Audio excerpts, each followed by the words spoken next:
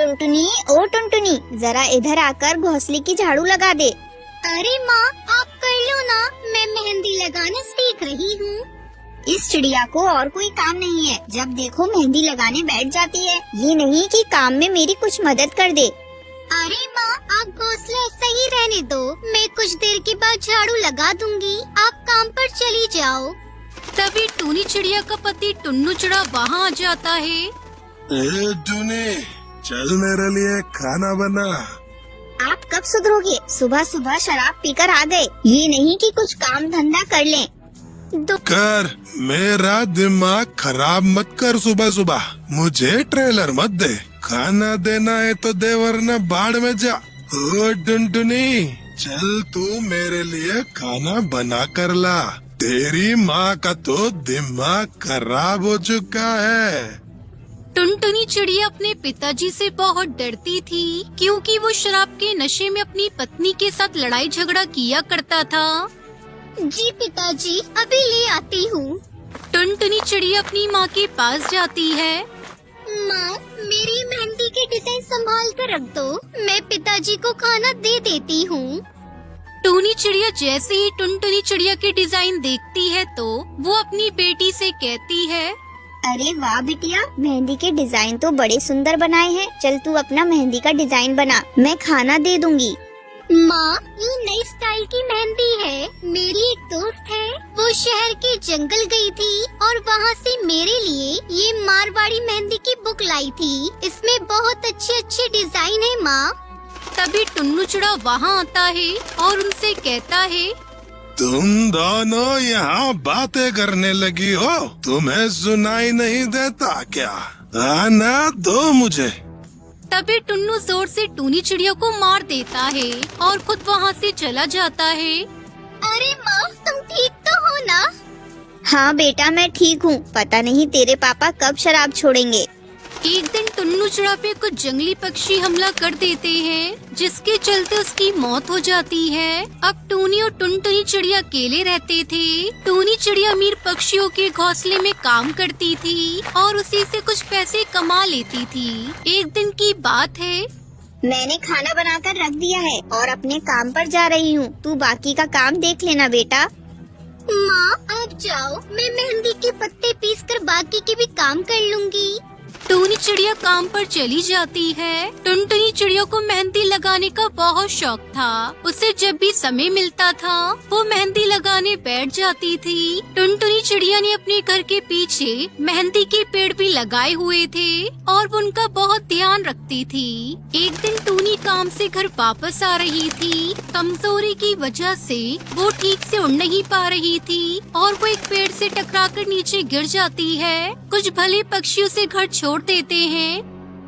माँ, ये सब क्या हो गया आपको? देखिए, आपकी माँ को गहरी चोट आई है। इन्हें आराम की सख्त जरूरत है। ये बहुत कमजोर भी हो गई हैं। इनका ध्यान रखो। अब टुनटुनी चिड़िया अपनी माँ का पूरा ध्यान रखती थी। एक दिन, माँ, आज घर पर खाने के लिए कुछ भी नहीं है। टुनटुनी, जा संदूक में कुछ पैसे रखे हैं, बाजार से थोड़ा राशन ले आ। टुनटुनी चिड़िया जाकर देखती है तो वो संदूक खाली थी। माँ, उसमें तो कुछ भी नहीं है, संदूक तो खाली है। तेरे बाप ने उसकी भी शराब पी ली होगी। मैंने छुपाकर कुछ पैसे रखे थे, पता नहीं कब उसने वो पैसे निकाल लिए। खुद तो चला गया और हमें यहाँ मरने के लिए छोड़ गया। माँ, चिंता मत करो, मैं कुछ न कुछ देखती हूँ। बेटा, तू बाजार जाकर कालू अंकल से सामान ले आ। उनको बोल देना मैं जल्द ही उधार चुका दूंगी। टुनटुनी चिड़िया कालू कौवे की दुकान पर जाती है। अंकल, कुछ सामान चाहिए था। माँ ने बोला है कि पैसे थोड़े दिनों के बाद दे देंगी। देख बेटा, पैसे दे जा और सामान ले जा। मैं उधार नहीं करूँगा। टुनटुनी चिड़िया बिना सामान लिए वहाँ से आ जाती है। तभी वो देखती है कि एक पेड़ की डाल पर कुछ पक्षी मेहंदी लगा रहे थे। क्यों न मैं भी यहाँ आकर पक्षियों को मेहंदी लगाया करूँ।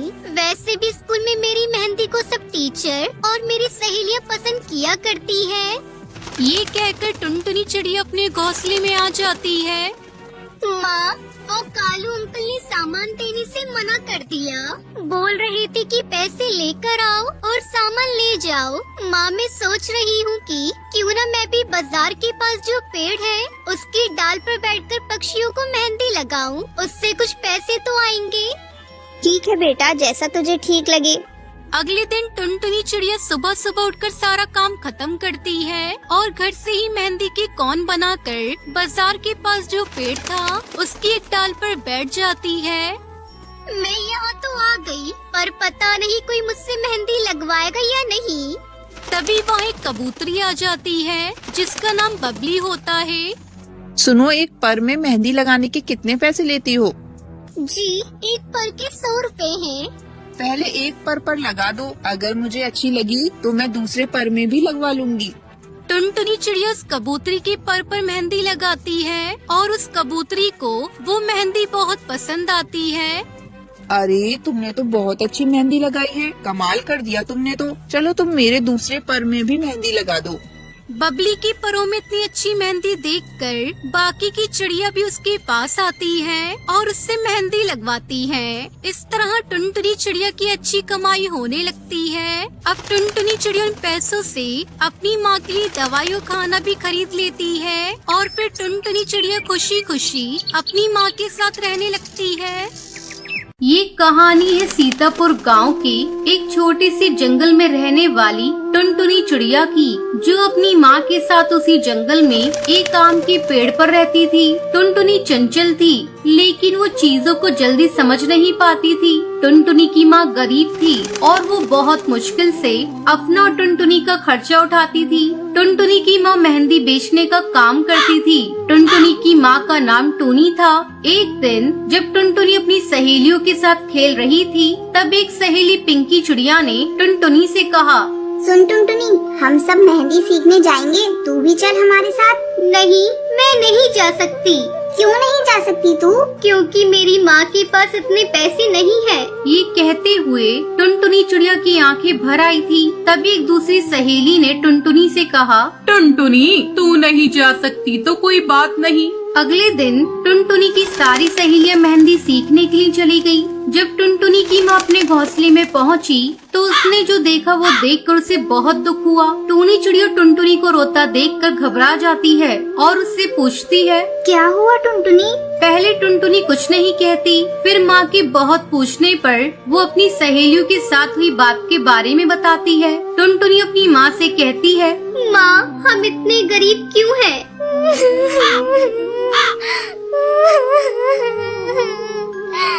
ये कहते कहते टुनटुनी और फूट फूट कर रोने लगती है। ये देख उसकी माँ भी खुद को रोक नहीं पाती और टुनटुनी को अपने सीने से लगाकर रोने लगती है। ये सब एक दूर बैठा हरी तोता देख रहा था। हरी तोता टूनी चिड़िया के पास गया। हरी तोते ने टूनी चिड़िया से पूछा, क्या हुआ टूनी बहन? टुनटुनी मेहंदी लगाना सीखना चाहती है, पर मेरे पास इतने पैसे नहीं है कि मैं इसे मेहंदी सीखने भेज सकूं। ये सब कहते हुए टूनी चिड़िया की आंखों से आंसू बहने लगे। हरी तोता ने टूनी चिड़िया से कहा, रो मत बहन, तुम्हारी टुनटुनी को मेहंदी लगाना मैं सिखा दूंगा और तुम्हें पैसे भी नहीं देने पड़ेंगे। सच तोता भैया, आप सिखाओगे? हरी तोते ने हाँ में सर हिलाकर जवाब दिया। टूनी चिड़िया ने टुनटुनी चिड़िया से कहा, सुन टुनटुनी, तू मेहंदी लगाना सीखना चाहती थी ना? हाँ माँ, कल से तुझे तोता भैया मेहंदी सिखाएंगे। ये बात सुनकर टुनटुनी की आंखें खुशी से चमक उठती है। अगले दिन से हरी तोता ने टुनटुनी को मेहंदी लगाना सिखाना शुरू कर दिया। हरी तोता ने टुनटुनी को कठिन मेहंदी डिजाइन को भी आसानी से बनाना सिखा दिया। कुछ दिन बाद टुनटुनी मेहंदी लगाने की कला में निपुण हो गई थी। उधर टुनटुनी की सहेलियां भी मेहंदी सीख चुकी थी। सबको इस बात पर बहुत गर्व हो रहा था, परंतु टुनटुनी की एक सहेली जिसका नाम सुंदरी कौवी था, वो ये कहती है कि मैं तुम सबसे ज्यादा अच्छी मेहंदी लगाती हूँ। ये बात कहकर वो वहाँ से चली जाती है। सुंदरी कौवी अपनी कला पर घमंड करने लगी थी। इधर टुनटुनी ने जंगल की दूसरी चिड़ियाओं को मेहंदी लगाना शुरू कर दिया था और पक्षियों को उसकी लगाई मेहंदी बहुत पसंद भी आती थी। टुनटुनी चिड़िया मेहंदी लगाने के लिए धीरे धीरे प्रसिद्ध होने लगी और अब उसे मेहंदी लगाने के पैसे मिलने लगे थे, जिससे उनकी गरीबी काफी हद तक दूर हो गई थी। टुनटुनी और उसकी माँ इस बात को लेकर बहुत खुश थे। जब इस बात का पता टुनटुनी की सहेलियों को चला तो उससे मिलने के लिए गई। टुनटुनी अपनी सहेलियों से मिलकर बहुत खुश हुई, परंतु सुंदरी कौवी को टुनटुनी की इतनी तारीफ पसंद नहीं आई। सुंदरी कौवी चिड़ियाओं के सरदार कड़कनाथ सेठ की बेटी थी। सुंदरी कौवी ने सरदार से कहा, पिताजी क्यों न इस बार जंगल में मेहंदी प्रतियोगिता रखी जाए। इससे ये पता चल जाएगा कि इस जंगल में सबसे अच्छी मेहंदी कौन लगाता है। सरदार कड़कनाथ सुंदरी कौवी की बात मान लेता है। सरदार ने अपने मंत्री बंटी कबूतर से कहा, मंत्री जी, मेहंदी प्रतियोगिता की व्यवस्था की जाए। जब प्रतियोगिता की तैयारी चल ही रही थी कि सुंदरी कौवी ने अपनी सहेलियों से कहा, देख लेना, ये प्रतियोगिता मैं ही जीतूंगी। सुंदरी कौवी को अपनी कला और होनहारी पर घमंड हो गया था। फिर जब ये प्रतियोगिता शुरू हुई तो सभी प्रतिभागियों को मेहंदी की अलग अलग डिजाइन दे दी गई। सुंदरी कौवी ने जानबूझकर सबसे कठिन डिजाइन टुनटुनी को दिलवा दी। सुंदरी कौवी ने मन में सोचा, ये टुनटुनी तो बेवकूफ है, इतनी कठिन डिजाइन ये नहीं बना पाएगी और ये प्रतियोगिता हार जाएगी और फिर ये प्रतियोगिता मैं ही जीतूंगी। सुंदरी कौवी ये सोचकर मन ही मन खुश हो रही थी। तभी प्रतियोगिता का समय समाप्त हो जाता है और प्रतियोगिता की विजेता की घोषणा शुरू हो जाती है। प्रथम पुरस्कार टुनटुनी को और दूसरा तीसरा पुरस्कार टुनटुनी की दो सहेलियों को मिलता है।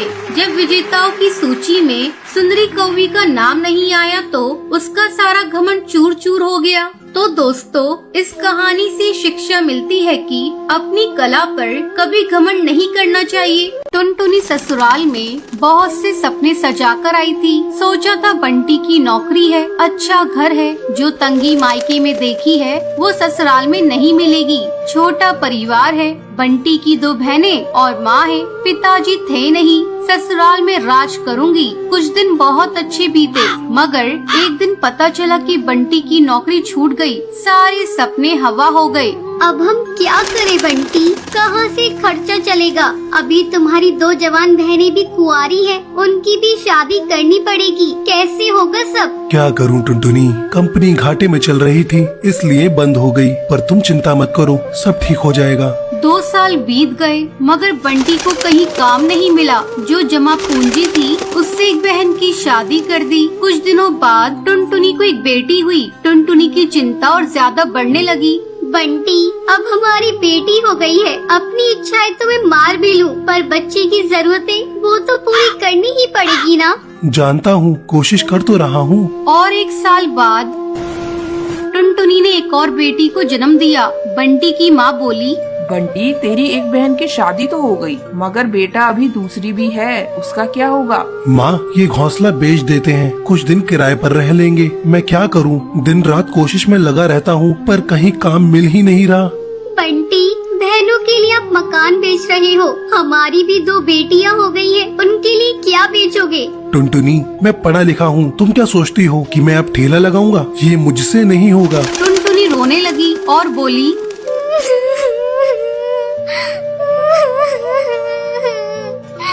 तो क्या मैं अपने बच्चों के लिए 10 रुपए के अनाज के लिए भी तरसती रहूं? दोनों बच्चियां दाने के लिए रोती रहती हैं। क्या पानी से उनका पेट भरती रहूं? जब तक कोई नौकरी नहीं मिलती तब तक तो कुछ कर ही सकते हो, या मुझे ही काम करना पड़ेगा? नहीं, हमारे घर की बहू बेटी बाहर काम नहीं करती। टुनटुनी बहुत दुखी रहने लगी। कुछ समय बाद घर बेचकर दूसरी बहन की शादी भी हो गई। अब तो रोज ही बंटी और टुनटुनी के बीच में लड़ाई रहने लगी। एक दिन बेरोजगारी से तंग आकर बंटी ने आत्महत्या कर ली। टुनटुनी के सारे सपने टूट गए।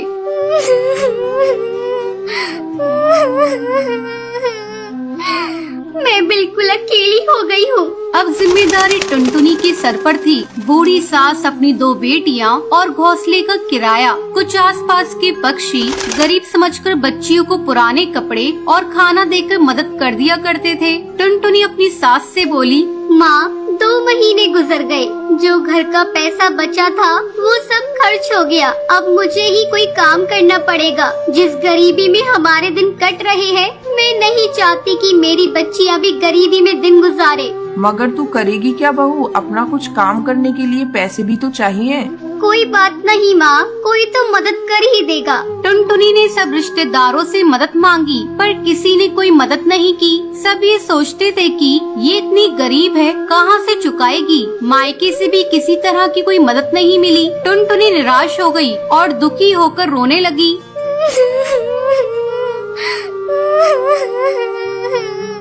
मैं अपने बच्चों को भूखा नहीं मरने दूंगी। कुछ ना कुछ करूंगी, पर इतने पैसों में क्या काम करूं? एक दिन उसे उसके ही जंगल का एक चिड़ा गोलू मिला। वो टुनटुनी की शादी से पहले टुनटुनी को बहुत पसंद करता था, लेकिन उससे कभी कुछ कह नहीं पाया था।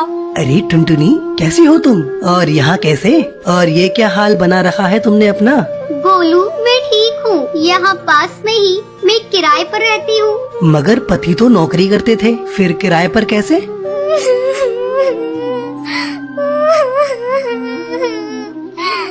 मेरे पति नहीं है, नौकरी छूट गई, घर बिक गया। बहुत गरीबी में दिन गुजार रही हूँ, कोई काम भी नहीं कर पा रही हूँ। मेरे पास केवल 1000 रुपए है, उसमें मुझे घर का खर्चा भी चलाना है और किराया भी देना है। मेरी सास बुजुर्ग है और मेरी 2 बेटियाँ भी है। कोई सहारा नहीं है, सबने साथ छोड़ दिया। कैसे कर पाऊंगी इतने कम पैसों में कोई काम? इतनी चिंता मत करो टुनटुनी, तुम चलो मेरे साथ। गोलू उसे चूड़ियों की थोक रेट वाली दुकान पर ले गया। ये मेरी ही दुकान है टुनटुनी। फ्री में देकर तुम्हारे आत्मसम्मान को ठेस नहीं पहुंचाना चाहता, इसलिए ये 1000 रुपए की चूड़ियाँ दे रहा हूँ। बाजार में इनकी कीमत बहुत ज्यादा है, पर मैं तुम्हें ये आधे रेट में दे रहा हूँ। लेकिन तुम इन्हें 20 रुपए दर्जन बेचना। ये बहुत सुंदर चूड़ियाँ हैं। पहले कम बेचना और जैसे ही मुनाफा दिखाई दे 30 रुपए दर्जन बेचना। टुनटुनी बहुत खुश हुई। उसकी सारी परेशानी का हल जो उसे मिल गया था, वो चूड़ियाँ बेचने लगी। चूड़ी ले लो, चूड़ी रंग बिरंगी चूड़ी ले लो, सुहागों वाली चूड़ी ले लो। वो डाल डाल जाकर चूड़ियाँ बेचती और बीच बीच में आकर अपनी बेटियों को भी देख लेती। आसपास के पक्षी उसे गरीब समझकर मोल भाव भी नहीं करते। सबको उसकी चूड़ियाँ पसंद आने लगी और उसकी खूब बिक्री होने लगी। चूड़ियाँ तो टुनटुनी के पास ही सुंदर होती हैं, उसी से खरीदेंगे। तीज त्योहार पर और शादियों में चूड़ी पहनाने के लिए उसे ही बुलाया जाता था, जिसमें उसकी कमाई अच्छी हो जाती थी। इस तरह 1 साल गुजर गया। टुनटुनी के अच्छे दिन आने लगे। टुनटुनी गोलू से बोली, गोलू, तुम्हारा बहुत बहुत धन्यवाद। तुम्हारी वजह से मैं आज अपनी गृहस्थी चला रही हूँ, नहीं तो भूखे मरने की नौबत आ गई थी। ये तो तुम्हारी मेहनत है टुनटुनी, मैंने कुछ नहीं किया। जितनी मेहनत करोगी उतना ही अच्छा फल मिलेगा। इसलिए कहते हैं मेहनत करने वालों की कभी हार नहीं होती। सुंदरवन जंगल में इस बार संतरे के पेड़ बहुत ज्यादा उगे थे। जहाँ भी देखो वहाँ पर सिर्फ संतरे ही संतरे लगे हुए थे। जंगल के सारे पक्षी संतरे खा खा कर पक गए थे। एक दिन, टुनटुनी, अब मैं ये संतरे नहीं खाऊंगा। अगर तुम्हें इस घर में रहना है तो कहीं से भी मेरे लिए कोई दूसरा फल लेकर आना ही होगा। कालू जी, आप ये कैसी बातें करते हो? आप तो अच्छे से जानते हो कि पूरे जंगल में बस संतरे के पेड़ ही लगे हुए हैं, तो मैं आपके लिए दूसरा फल कहाँ से लाऊं? कहाँ से क्या मतलब है? हिमालय के जंगल जाओ और वहाँ से मेरे लिए मीठे मीठे आम लाओ। कालू जी, जरा सोच समझ कर बोलो। हिमालय जंगल मेरी जेब में रखा है, जो मैं तुम्हें लाकर आम दे दूं। पूरे 2 दिन लगते हैं आने जाने में। तो चली जाओ, तुम इतना भी नहीं कर सकती मेरे लिए। और वैसे भी मैं 2 दिनों में मर थोड़ी ना जाऊंगा, जब तक 2 दिनों तक ये संतरे ही खा लूंगा। दोस्तों, कल की वीडियो में आपने इतने कम लाइक क्यों किए? मुझे बहुत बुरा लगता है। दोस्तों, जब मैं आपके कहने पर कहानी बनाती हूँ और आप बहुत कम लाइक करते हो, और जब आप कम लाइक करते हो तो मुझे वीडियो बनाने का बिल्कुल भी मन नहीं करता है। तो प्लीज दोस्तों, अब इस वीडियो पर जाकर लाइक कर दो। कालू जी, आप ये कैसी बातें करते हो? 2 दिनों में तो मेरी हालत खराब हो जाएगी। आप देख नहीं रहे, ये जून की गर्मी है। जून की गर्मी हो या सर्दी की गर्मी, अब तो तुम घर में तभी आओगी जब मेरे लिए आम लाओगी। ऐसा कहकर कालू कौवा तपती दोपहर में टुनटुनी चिड़िया को घर से बाहर कर देता है। टुनटुनी चिड़िया खूब दरवाजा बजाती है, लेकिन कालू कौवा दरवाजा नहीं खोलता। ये कालू का बच्चा दरवाजा नहीं खोलेगा। मुझे कितनी गर्मी लग रही है, प्यास भी लग रही है। अब मैं क्या करूं? ऐसा सोचकर टुनटुनी चिड़िया टूनी चिड़िया के घर चली जाती है। टुनटुनी बहन, आप इस समय यहाँ? सब ठीक तो है? टूनी चिड़िया, कुछ भी ठीक नहीं है। कालू ने मुझे घर से बाहर निकाल दिया है। जरूर आपने कोई न कोई शैतानी की होगी, वरना इस भयंकर गर्मी में कालू भाई ऐसा कभी नहीं करते। मैंने कुछ नहीं किया। इस बार सारी गलती कालू की है। ये कहकर टुनटुनी चिड़िया रोते हुए कालू कौवे की सारी बातें बता देती है। हाँ टुनटुनी बहन, आप ठीक कहती हो। इस बार तो सारी गलती कालू भाई की है। टूनी चिड़िया, इस समस्या को कोई समाधान निकालो। मैं इस भयंकर गर्मी में घर से बाहर नहीं रह सकती। टुनटुनी बहन, कालू इस जंगल के सबसे जिद्दी पक्षी है। अपने आगे किसी की नहीं सुनता, तो फिर कालू भाई मेरी बात कैसे सुनेगा? उल्टा मुझे ही धमका देगा। टूनी चिड़िया की ऐसी बातें सुनकर टुनटुनी चिड़िया बहुत दुखी होती है और बंटी कबूतर के घर जाती है। कहो टुनटुनी बहन, इस भयंकर गर्मी में यहाँ आना कैसे हुआ? मैं तुम्हारी क्या मदद कर सकता हूँ? टुनटुनी चिड़िया रोते हुए बंटी कबूतर को सारी बातें बता देती है। प्लीज बंटी कबूतर, मेरे पति को मेरे साथ आकर समझा दो। वो मुझे घर के अंदर नहीं आने दे रहे। मैं इस भयंकर गर्मी में कहाँ जाऊँगा? वैसे कालू तो किसी की बात नहीं सुनता, परंतु तुम इतना कह रही हो तो मैं चलता हूँ तुम्हारे साथ और समझाने की कोशिश करूँगा। अब टुनटुनी चिड़िया बंटी कबूतर के साथ अपने घर आने लगती है। कालू, दरवाजा खोलो, मैं हूँ बंटी कबूतर, किसी काम से आया हूँ। मैं सब जानता हूँ कि तू किस काम से आया है। वो टुनटुनी तेरे घर जाकर खूब रोई होगी, परंतु मैं किसी की सुनने वाला नहीं। मुझे बस आम खाने हैं। कालू प्लीज प्लीज दरवाजा खोल दो। कालू, भगवान के वास्ते दरवाजा खोल दो। इस तरह से टुनटुनी चिड़िया बंटी कबूतर खूब मिन्नतें करते हैं, लेकिन कालू को वो दरवाजा नहीं खोलता। मैंने तो पहले ही कहा था, तेरा पति किसी की नहीं सुनता। चल टुनटुनी, ठीक है, अब मैं चलता हूँ, मुझे भी बहुत तेज प्यास लगी है। ऐसे समझाते बंटी कबूतर भी वहाँ से चला जाता है। अब तो टुनटुनी चिड़िया बहुत दुखी थी कि वो कहाँ जाए।